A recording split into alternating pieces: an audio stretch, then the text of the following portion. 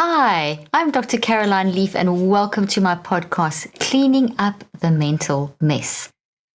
In today's podcast, I'm going to talk about hope and how hope is an insurance policy. I keep talking about lately about insurance policies in your brain because honestly, it's such a great way of explaining that when we can actually build networks into our brain that can increase our resilience and help us with the challenges of life, the uncertainties of life, the things that we can't control.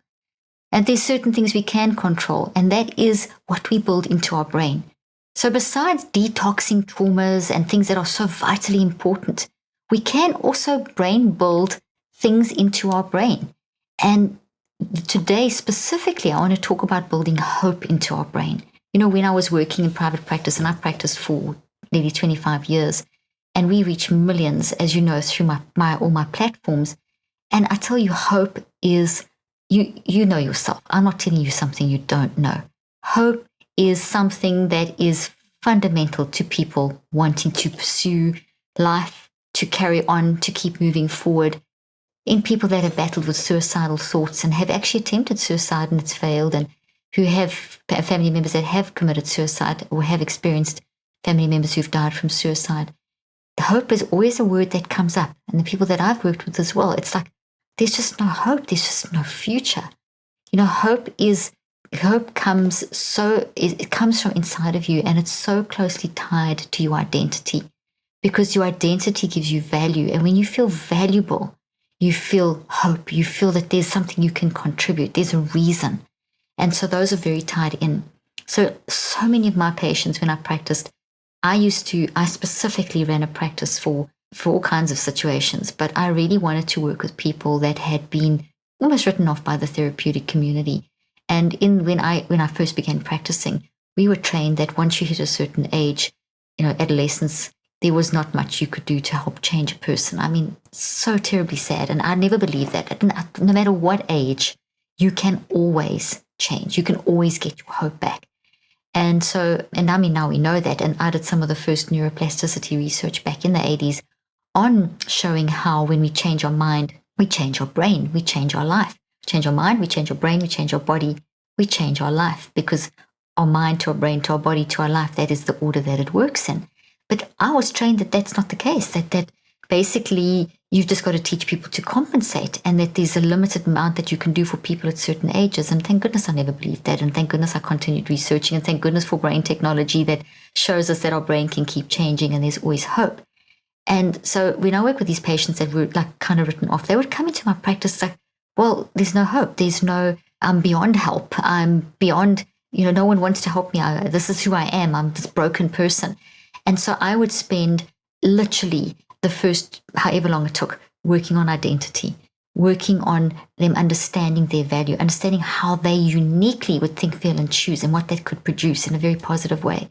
And in that way, I started seeing hope building. I started seeing them starting to see that, oh, wow, there's hope for things. I can do something. There's something I can do that no one else can do.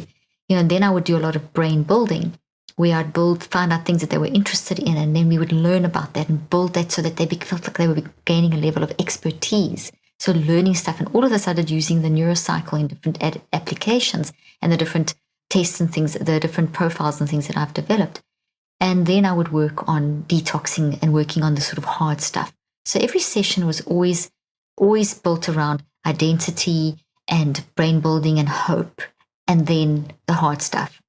And then so that I would then create a nice foundation in which they could then move forward. And that I've applied into all my work. So when you learn how to use the Neurocycle using my book and using my app, it's the same thing as to try and build that, to value your identity, to make sure that you recognize that, hey, it's okay to be a mess, that at the core of who you are, you're wired for love, that you don't have a single structure in your brain and your body that's wired for negativity. I mean, our amygdala, we often hear our amygdala's basically where fear is. The scientists who researched the amygdala never said that.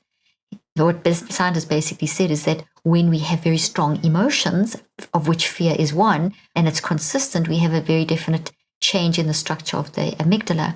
So your amygdala is like an emotional library, a perceptual library, and it stores emotions. And the more books you put in it, the bigger it gets. And if you are putting in a lot of toxic toxic books and toxic perceptions, stories into your brain, your amygdala holds those emotional perceptions and those books with those sort of the feeling stuff. And if it's a lot of toxic stuff, then the amygdala changes in a negative way. If it's healthy, it changes in a positive way, and it can always change back. You're not stuck with that. So the message that I bring in itself is hopeful. But I also saw, working for so many years in South Africa during the apartheid and transition period and the post-apartheid era, I just saw, there was so much hopelessness from the chronic racism and the chronic lack of facilities and no support and the housing, and just it was terrible. And I actually wrote here in my notes, when I worked in South Africa during apartheid, the transition period in the post-apartheid era, I came across numerous forms of hopelessness. In many cases, the past, present, and future looked bleak. And I mean, we can just take COVID now and the pandemic and what's happening around the world in Afghanistan and the weather changes, and it can look so bleak. The present and the future can look so bleak, and that can make you feel like, what's the point? And I saw this, and these people in South Africa, thousands and millions of people face so many multiple, and I'm just reading from my notes, socioeconomic and political pressures on a daily basis. And many of them had lost the will to keep fighting for a better life. However, I also saw hope. Indeed, I was continually surprised by the resilience and determination I observed in people who came from the most disadvantaged circumstances.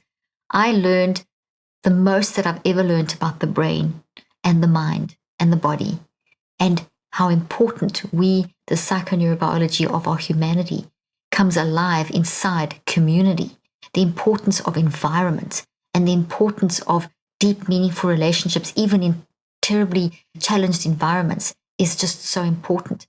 That putting that all together in the mix, that hope can be built. So there's certain points and things that I learned, and what I want to do for the rest of this podcast is just emphasize some of the points that can build hope back into your life, that you could build into your life. You could wind these in your active reach, in your rechecks. So if you find that there's an area of hopelessness in your life, if you're feeling that sense of hopelessness and you feel you need to rebuild hope, the first thing you're going to have to do is to first set up the whole thing by recognizing that you're wired for love, that who you are at your core is amazing, and this is not me being motivational, it's me being a scientist. We see that there is no structure in your brain and your body for toxicity. There's only the way that you function is to make messes, but to manage those messes.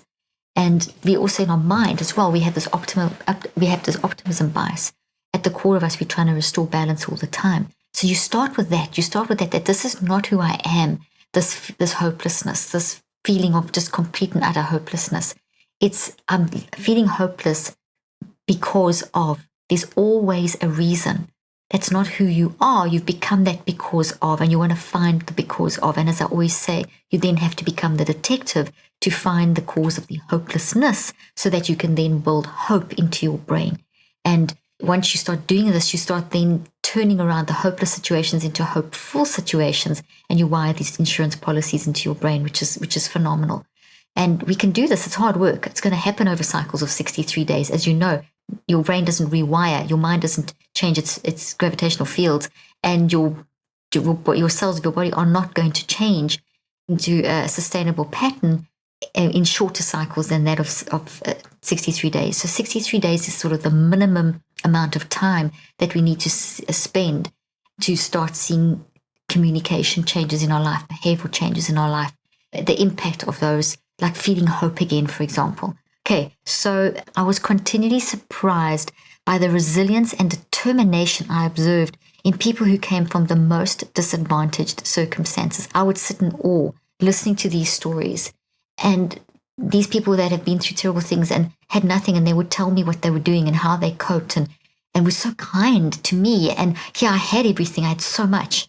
And I'm this privileged white woman in this situation and have so much, and they were there encouraging me and thanking me. And it showed me the resilience of the human mind and the need for us to constantly try to turn situations that are hopeless and to try and find the hope within that. So how did this happen? How did these people have this kind of hope in the midst of these terrible situations?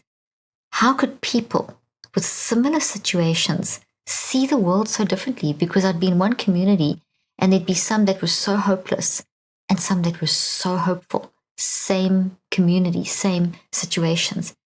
And through my work and my research, I realized that to understand hopelessness, we really need to look at hope. And people who had hope, I found often did the following things. So I'm going to explain these to you, and I'm going to encourage you to build these in to your rechecks and your active reaches. So as you go through the gather, reflect, and the write, and the recheck, and the active reaches, the points that I'm going to make now, use these to help you to shape your rechecks around the hopelessness that you feel in your life about whatever aspects. And you may not feel it now, but you may know someone who does feel this and needs this message. Or at some stage in your life, you may feel hopelessness, and then you can bring this teaching into your life at that point. Okay, so people who had hope often had a deep sense of community. A deep sense of community. It's not about you, it's about you in the world. You flourish because of people, because of deep, meaningful connections with people. By the same token, people can also hurt you, which is obviously the distorted version. But the wired for love version, the version that is aligned with a wired for love nature, is the deep, meaningful connections between humans in a healthy way. So someone who isn't able to, who brings toxicity to a situation, they're doing that because of something that's going on in their life. Because as humans, we are wired for healthy, loving, deep, meaningful connections, acceptance and love. And we see so much of non-acceptance and lack of love and judgment and tribalism.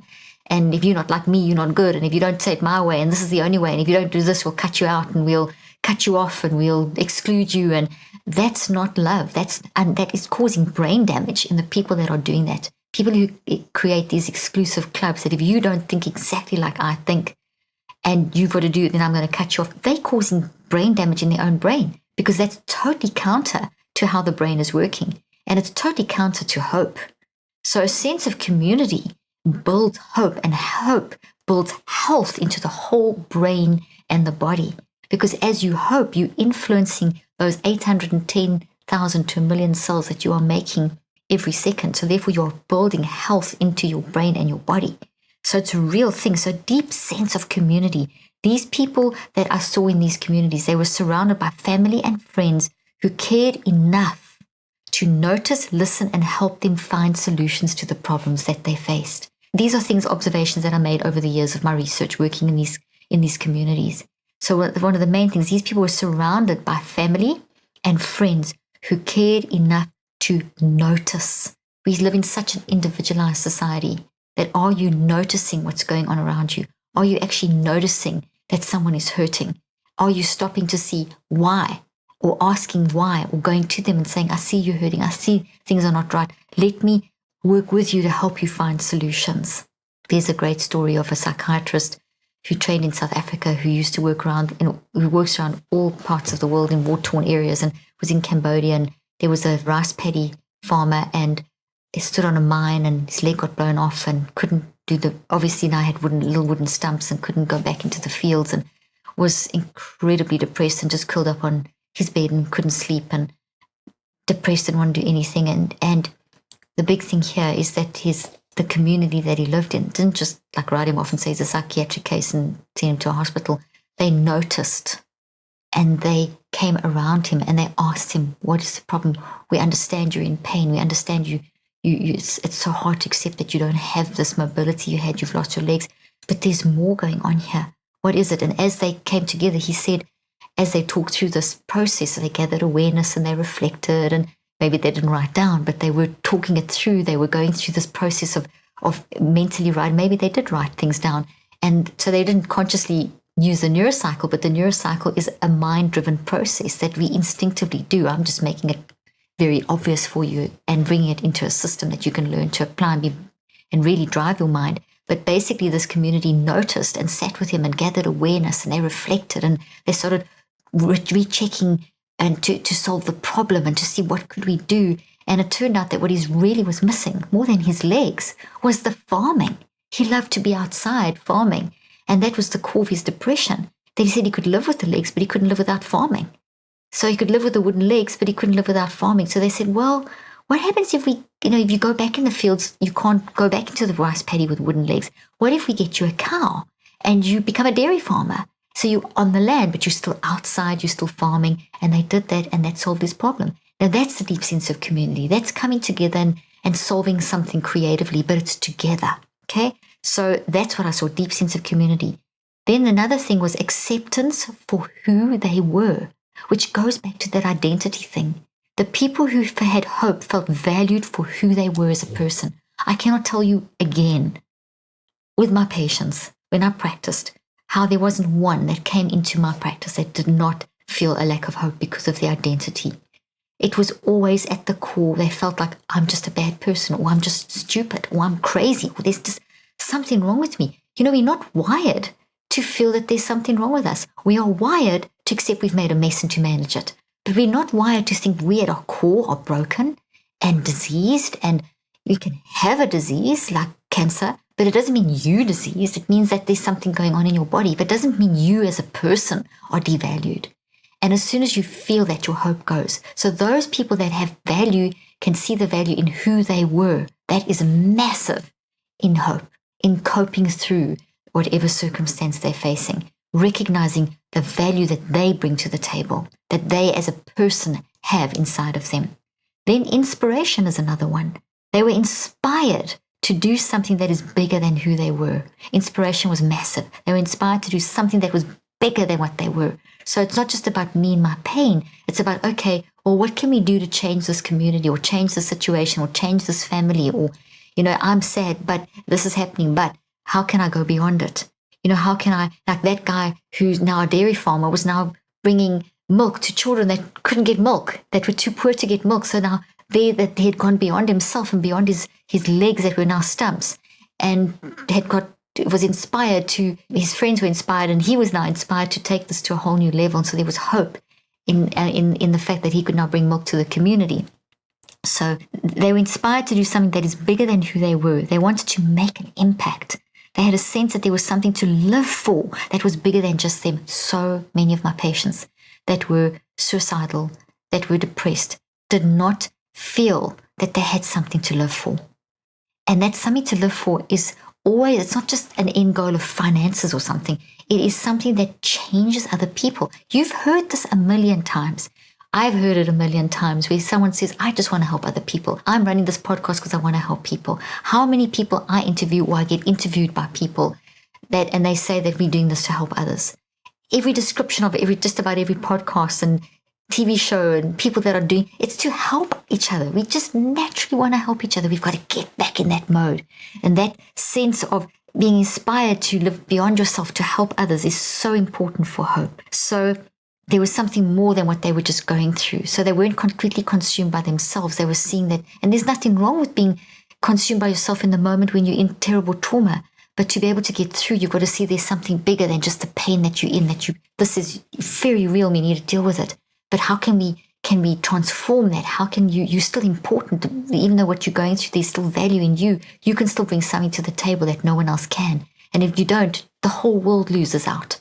Because only you are you, and only you can deliver what only you can deliver. And then the other one is a sense of ownership. The people who had hope felt that they owned their own lives. When I did my research, and I've done my research over all these years, and in my most recent book, I put the pathway to empowerment is the sense of agency, the sense of ownership, the sense that you own your own lives, that you're not owned by someone else, this is my life. I choose to do what I want with my life. There's consequences that I'm going to pay, yes, but this is my life. I'm not owned by someone else. And it may sound crazy in this day and age that people feel that, but people do. If you're in a bad marriage, you may feel that you are owned. If you're in a cultish kind of situation, you may feel in a very religious family or very religious environment, lots of laws, lots of sexism, racism, all of those are like taking people's ownership away from their lives, and that takes away hope. So we've got to, when you have that sense of ownership, it brings back hope. Freedom, they felt that they were free to express their own philosophy. They were not driven by external constraints. So important. Freedom, free to express your own philosophy, free to say, this is what I feel, in the feeling of safety. So if someone doesn't agree with you, you still feel safe enough to be able to free to say, Oh, I don't agree with you, but this is how I feel. And you still can have coffee together and smile at each other. It's not a huge fight and a war. You don't feel that you're constrained, that you can't express yourself because you're going to get punished or rejected or kicked out the tribe or something like that because you express your philosophy. So people that had hope felt that they were free to be able to express their philosophy. Then the next one was the ability to examine their own life, the ability to self-regulate, like I teach all the time with my Neurocycle, the ability to examine your own life, to stand back and to observe your own life objectively without judgment and criticism, but just as a process of what's great, what's messy, and how can I repair the mess to grow? How have I skipped, what caused me to slip out of my natural mode, which is one of being wired for love? So these people were able to stand back and get perspective on where they were going, what they were doing, and what they wanted from life. And then the ability to live outside of social labels. Wow, in this day and age of social labels, this is a good one. So they did not get stuck in labels which limited them. You know, as soon as you get a label, there's research in the mental health field that shows, and I put it in this book, that as soon as you get a diagnostic label, initially it helps you because you kind of, oh, this is why I'm like this, but it's like an empty gift. I've often used this example. You open it, there's nothing in there. But if you don't have the label, but you have a description that these are symptoms of, and I'm feeling like this because of something I've experienced, then it's a gift that keeps on giving, because it is, okay, it's hard to see, but there's the whole thing. I'm valued. I'm not broken. I'm experiencing a period of brokenness, but me at my core, I'm not broken. This is not who I am. I'm broken now because of, but the core of me is not broken. The wisdom in me. So it's a different philosophy. It's a different perspective. So a label blocks that. A label locks you in. When you accept a label, you wire that label in, and here's my toxic tree. You literally wire that in and you live up to the label. How many cases have someone said, you no good, you can't do this, you are useless, you're not going to be able to achieve X, Y, and Z? And how many times have people had that said to them? And they live up to that limitation. They believe that until they realize that was toxic, that was toxic things. And a lot of people who've been through trauma have gone through this, where their whole identity is shot because they've been told all this stuff and they've been labeled as useless and can't do and this and this. And that label has been wired in, and they've heard it so often, more than 63 days, that it's a pathway that's activated, but it's not the truth, you know, and it locks you in. So the ability to recognize that that doesn't make me feel good. I'm not going to be shaped by the world. I'm not going to be labeled by social circumstances. I'm not going to be put in that box or that category. I'm me. No one can put you in a category because you are you. You are your own category. The courage to embrace the pain, that is huge. You know, when you start going through the Neurocycle, and I talk about this in my book and my research and so this with my patients, it gets worse before it gets better. When you see why you were feeling so anxious and why you were having all these patterns in your life of toxicity that were affecting everything, and you start seeing this, it hurts, it's painful. It gets worse before it gets better. And so therefore, that ability to face that pain, you can't heal unless you feel. So a lot of people, when we start feeling the pain, we want to run from it. But when you can embrace that pain for the message that it brings, like I had some of my patients and some of my patients in my clinical trial that would say things like, as they go through the 21 days times 3, as they went through the first 21-day cycle, because it's 3 different parts, three groupings, 63 is 3 groups of 21, and each 21 days something significant is happening. And the first 21 days, you basically identify the toxic issue and you start converting it into, let me find my little tree, into, now where is it? Here we go. A small version of the reconceptualize, then we have to stabilize that over the next 42 days. Okay, so basically, as the patients were going through this, the first and the subjects, as they go through this embracing, processing, reconceptualizing, and starting to see the roots, they would say things like, I'm even more depressed. But it's different. It's a depression where I see my value and how my value was taken away. It's a depression of, I'm depressed about what I had gone through as a child or as an adult or in a marriage or something like that. And so it's a different kind of depression, it's followed by, but I know what to do, as opposed to a hopelessness. So it's a hopeful kind of depression message versus a hopelessness. And that comes from work. And the people that had hope had the ability had the courage, that's the word I'm looking for, to embrace this pain. They did not suppress their feelings. Rather, they embraced and processed their fear, uncertainty, and pain and turned it into positive action, making a difference in their communities. They accepted that bad days happen and that life was difficult, and they decided to push through, feel the pain, and not give up. They also had a strategy when they found themselves in a dark place. So when you find yourself in a dark place, do you have a strategy? Those people with hope, when they had found themselves in a dark place, they had a strategy. These people realized that life was not a bed of roses and that there would be tough times. They planned ahead and developed a strategy, including talking to others. And that's why I bring you the Neurocycle. That's why I run this podcast and do what I do and do the research, because I'm helping you to have a strategy to manage your mind when you're in the dark places and the very dark places and the very, very, very dark places and the not so dark places. And as you use that strategy, you're going to be deconstructing and reconstructing and building these beautiful, healthy new thoughts. And you can use the Neurocycle to not only detox, but to also just build good stuff in your brain. And I'm going to be talking a lot about, one of the podcasts I did recently was how to build gratitude as an insurance policy in your brain. I mean, that's using the Neurocycle. I mean, that's the kind of stuff we're talking about here. That's having a strategy. So when you're in a dark place, you can draw on those strategies that they've had the 63 days at least and more. So as you're in that dark place, those pop up and they then can deal with this dark place. So you've got this helping overcome this versus this or nothing. So that's what I'm talking about in that situation.